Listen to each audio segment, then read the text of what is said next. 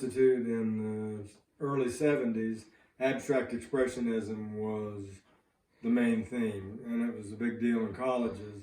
And I kind of rebelled and sought out professors that would teach more traditional methods of painting. And so my professor, Wilbur Newald, had started off as an abstract expressionist, but evolved to a representational painter in the venue of like Cézanne.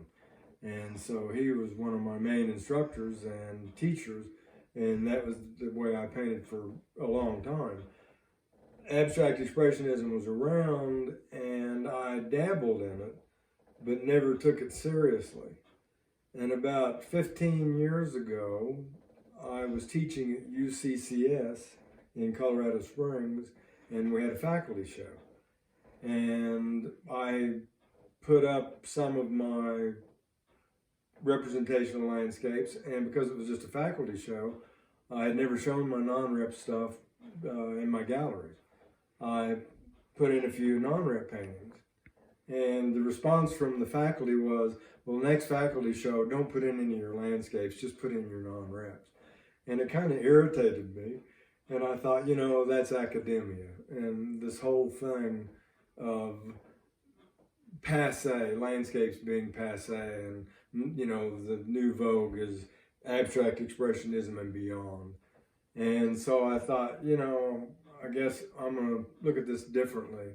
It's all just paint. It's only paint. It's just paint. And when I do a landscape, it's an abstraction. When I do a landscape, it is never a tree or a cloud or a rock. It's always paint.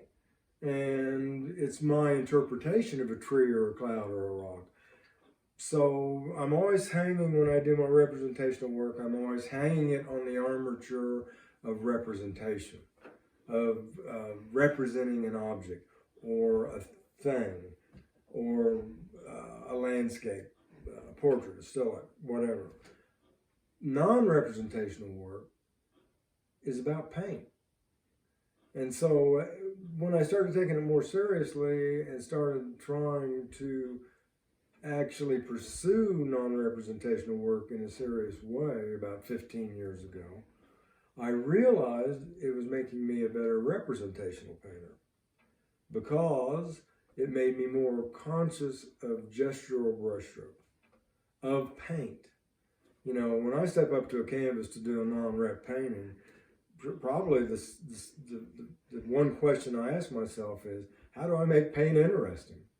You know, if I'm doing a sunset, well, you know, I've got the sunset. Yeah, you know, the cliches of the barn and the windmills and all these kinds of things. You know, romantic things. You know, when you have objects and people read the objects, it's a whole other ballgame. But when you stick a non-rep painting out there, how do you make that interesting? I want my non-rep paintings to own the wall. I want them to not just hang on the wall as decoration, but to actually have a persona. And so you use the same plastic elements in non-rep work that representational painters use. And that is, you use the drama of color, light, edges, value. All of these things play into non-rep work just the way they do in representational work is. However, I think the brushwork has to be more interesting because it's not on the armature of representation. It's self.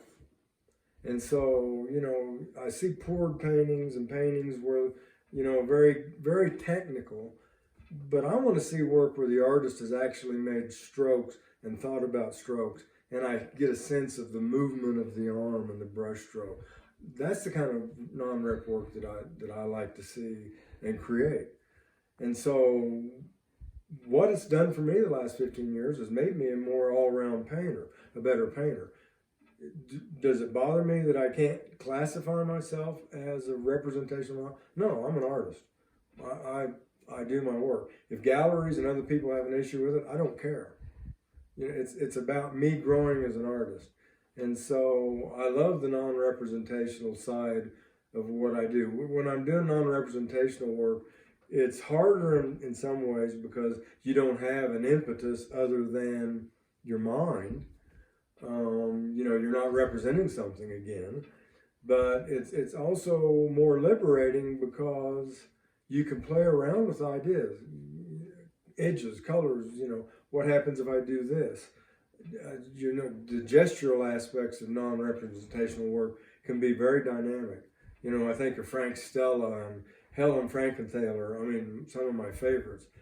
Jackson Pollock, you can actually look at his painting and see him in your mind drizzling the paint on the canvas. And so, these things make you more conscious of being a painter. And so if you're doing representational work and you want to grow and you're kind of stuck in a rut, try to seriously do something abstract or non-rep. I don't like the term abstract because all paintings are abstract. They're abstracted thoughts. I like the term non-representational. If a painting doesn't represent anything but itself, in my mind, I call it non-representational. I think that's the correct term.